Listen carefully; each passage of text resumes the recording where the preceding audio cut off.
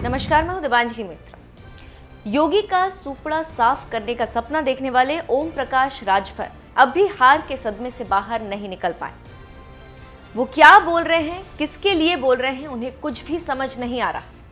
योगी से पंगा लेने चुनावी मैदान में उतरे तो थे, लेकिन उन्हें क्या पता था कि यूपी की जनता को सिर्फ योगी ही पसंद है। खैर, अब शिकस्त खाए ओम प्रकाश राजभर पिछड़ों को कोसने में लगे हुए हैं। शब्दों की गणना तो ऐसी की है जिसे सुनने के बाद आप भी दांतों तले उंगलियां दबा लेंगे।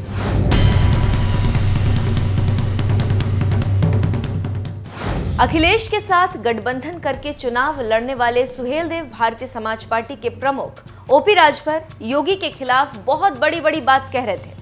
कहने को तो यहां तक कह दिया था कि योगी गम भुलाने के लिए चिलम में हवन करना चाहते हैं।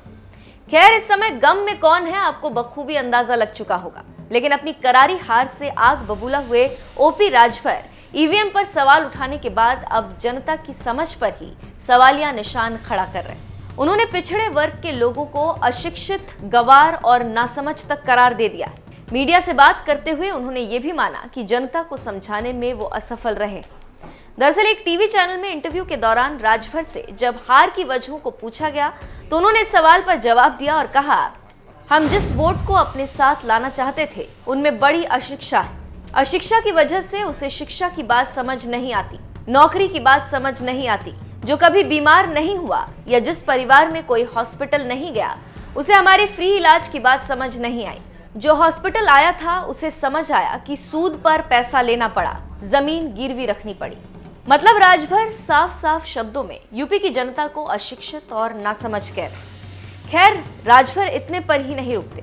जब इंटरव्यू के दौरान उनसे बुलडोजर के मुद्दे पर भाजपा को वोट मिलने को लेकर सवाल किया गया तो उन्होंने कहा, ये बुलडोजर चलाने वाले लोग, अभी देखा मैंने सोशल मीडिया पर हमारे कुछ बैकवर्ड क्लास के लोग जो अशिक्षित गवार हैं, हम उनको कहते हैं नासमझ। आप बुलडोजर पर बैठकर नारा लगा रहे हो, उतना समय अपने बच्चे को पढ़ाने में लगा देते, अपने बच्चे को डॉक्टर, मास्टर, इंजीनियर बनाने में लगाते। अगर राजभर के इन बयानबाजी पर गौर करें तो ये कहना गलत नहीं होगा कि उनकी नजरों में पिछड़ी जाति कोई मायने नहीं रखती।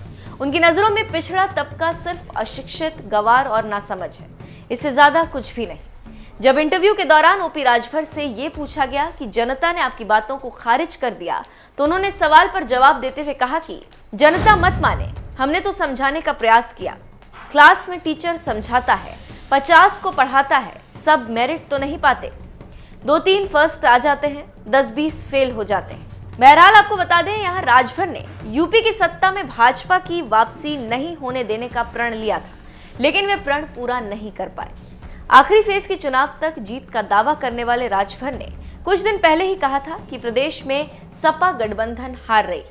इसका अंदाजा पहले चरण के चुनाव में ही लग गया था, लेकिन राजभर ने पिछड़ी जाति के लिए जिस तरह के शब्दों का इस्तेमाल किया है, यहाँ सवाल अब ये उठता है कि अब अगली विधानसभा चुनाव में वो किस मुंह से वोट मांगने जाएंगे। इस पर आपकी क्या राय है, कमेंट करके जरूर बताएं।